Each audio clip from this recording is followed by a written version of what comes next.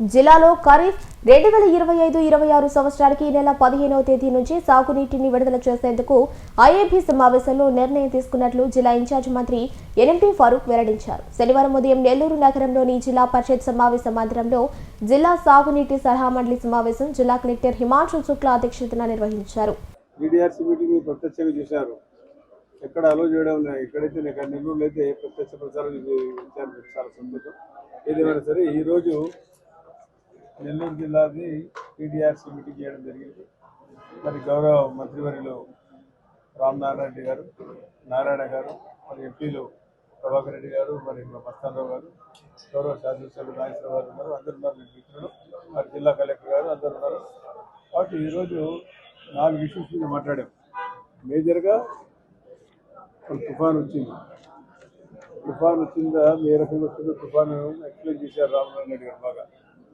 కానీ ముఖ్యమంత్రి గారు కూడా మాకు నిద్రపోనియకుండా ఆయన నిద్రపోకుండా ఆయన రాత్రి 1 గంటకు కూడా మాకు టెలికాన్ఫరెన్స్ తీసుకోవడం జరిగింది. ఎక్కడ ప్రజలు కూడా నష్టపోకుండా, రైతులు నష్టపోకుండా, ప్రాణ నష్టం జరగకుండా ముఖ్యమంత్రి గారు మమ్మల్ని అందరినీ, కలెక్టర్ను, ఆఫీసర్లందరినీ అవేర్నెస్ క్రియేట్ చేసి ఈరోజు పంటలకు కొంతవరకు కాపాడడం జరిగింది. ప్రాణ నష్టం కూడా చేయకుండా జరగడం జరిగింది. బట్ ఈరోజు డీడీఆర్సీలో వ్యవసాయాన్ని గురించి ఎక్కువ మాట్లాడాం. వ్యవసాయంలో కూడా మరి ముఖ్యంగా అనిమల్ హస్బెండరీ గురించి, హార్టికల్చరు, ఫిషరీస్ దీని గురించి చాలా ఎలాబరేట్గా మాట్లాడారు గౌరవ సభ్యులందరూ కూడా, శాసనసభ్యులు కూడా. దాని తర్వాత ఇరిగేషన్ గురించి మాట్లాడడం జరిగింది. ఇరిగేషన్ కూడా చాలా సబ్జెక్ట్ మీకు అందరికీ బాగా తెలిసి ఇక్కడ మన ఖరీఫ్ అయిపోయింది. మళ్ళీ ఖరీఫ్ వస్తుంది. ఈ సీజన్ గురించి కూడా మార్పు చేయాలా. ఎందుకంటే రాష్ట్రం అంతా ఖరీఫ్, ఇప్పుడు మా రాష్ట్రం అంతా ఇప్పుడు ఖరీఫ్ అయిపోయింది. ఇప్పుడు రబీ మొదలవుతుంది మాకు. కానీ ఇక్కడ ఖరీఫ్ మొదలవుతా ఉంది. కాబట్టి సీజన్ మార్చాలని చెప్పి గౌరవ సభ్యులు కొట్టారు. మంత్రి గారికి, శాఖ మంత్రి గారికి వారు కూడా చెప్పడం జరిగింది. ఎందుకంటే మాకంతా ఇప్పుడు నష్టపరిహారం ఏ రకంగా అందరు కూడా ప్రొక్యూర్మెంట్ చేస్తారు. మా ప్రాంతంలో ప్రొక్యూర్మెంట్ చేయాలంటే కాదు. కాబట్టి మాకు కూడా సీజన్ మార్చమని చెప్పి చెప్తారు. కలెక్టర్ గారు చెప్పారు. కలెక్టర్ గారు రికమెండ్ చేసి పంపుతారు. క్యాబినెట్లో కూడా మంత్రి మేమందరం కూడా మాట్లాడి దాని సీజన్ ఏ రకంగా చేంజ్ చేయాలో, మరి టెక్నికల్గా ఏమైనా ఇబ్బందులు ఏమైనా వస్తాయో చూసి ఆలోచన చేసి దాన్ని కూడా మీద ముఖ్యమంత్రి గారితో మాట్లాడిన తర్వాత దాని మీద ఒక నిర్ణయం తీసుకోవడం జరుగుతుంది. మరి అదేవిధంగా కూడా చాలా విషయాలు కూడా ఎలాబరేట్ చేశారు. మరి ముఖ్యంగా డిస్కషన్ హౌసింగ్ గురించి కూడా మాట్లాడాం. హౌసింగ్ స్కీమ్స్ కూడా చాలామంది పేదవారికి మనం ఇవ్వాల్సింది ఉంది. కాబట్టి గతంలో ఇచ్చిన వారికి ఇచ్చాం.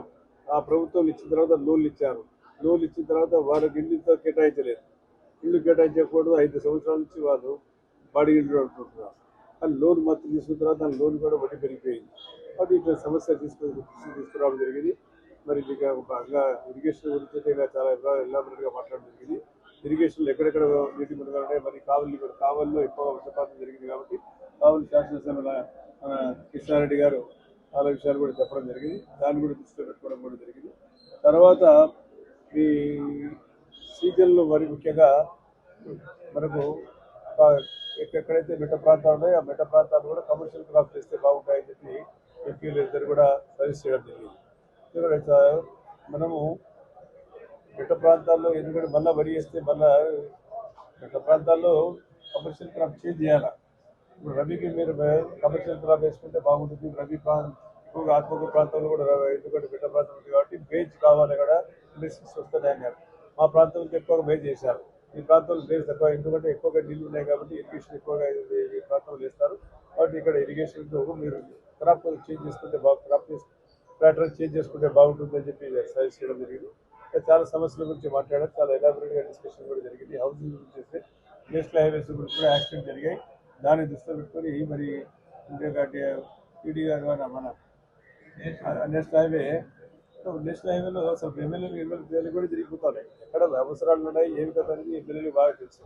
ఎక్కడ అండర్ పాస్ కావాలి, ఎక్కడ ఫ్లైఓవర్ కావాలని, ఎక్కడ కన్సల్టేషన్ లేదు, ఎవరు కూడా మాట్లాడకుండా వెళ్ళిపోతా ఉన్నారు. జరగడం లేదు.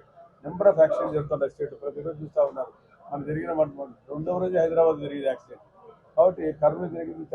చాలా ఘోరమైంది. బస్సు అంతా కాలిపోయింది. అప్రమత్తంగా లేకపోవడం డ్రైవర్ అనేది సమాజం వచ్చింది. కాబట్టి ఇక్కడ ఈ జిల్లాలో దాదాపు రాష్ట్రం అంతా 60% సీజ్ చేస్తే నెల్లూరు జిల్లాలోనే 60% సీజ్ చేశారని చెప్పి చెప్పడం జరిగింది. కాబట్టి దీని మీద కూడా ఎలాబరేట్గా డిస్కషన్ చేయడం జరిగింది. మంత్రులు కూడా వారి ఆవేదన తెలియజేయడం జరిగింది. శాసనసభ్యులు కూడా చాలామంది కూడా విషయంలో కూడా ఇన్వాల్వ్ కావడం జరిగింది. కాబట్టి నేషనల్ హైవేస్ కంప్లీట్ చేయాలి. మరి ముఖ్యంగా 10,000 వరకు 4 వచ్చింది. బద్దివెల్లి నుంచి మరి నేను ఇక్కడ నెల్లూరు ఫోర్వే లేదు. నెల్లూరు వస్తే నేను రావడం కూడా జరుగుతా ఉంది. చాలా యాక్సిడెంట్ జరుగుతూ ఉంటాయి. నేను చెప్పుకోకూడదు కానీ మాకు కూడా ఒకసారి యాక్సిడెంట్ ఆ రకంగా ఉన్నాయి యాక్సిడెంట్లు. కాబట్టి దాన్ని అరికట్టాలని చెప్పి గట్టిగా రామనాయుడు గారు దాని గురించి గట్టిగా మాట్లాడడం జరిగింది. ఆ విషయాలు కూడా వారు కూడా ఎక్స్ప్లెయిన్ చేస్తారు. కాబట్టి ఈరోజు ఈ టీడీఆర్సీ మీటింగ్ చాలాసార్లు జరిగింది. చాలాసార్లు నెల్లూరు సందర్భాలు చాలాసార్లు రావడం కూడా జరిగింది. ఈ అవకాశం మరి మీకు అందరికీ పరిచయం చేసే ఇక్కడ తీసుకొచ్చి ఈ టీడీఆర్సీ మీటింగ్లో నాకు అవకాశం కలిగితే ముఖ్యమంత్రి గారికి ప్రత్యేకంగా నా ధన్యవాదాలు తెలుసుకుంటాను. రామనాయుడు గారు చెప్తారు.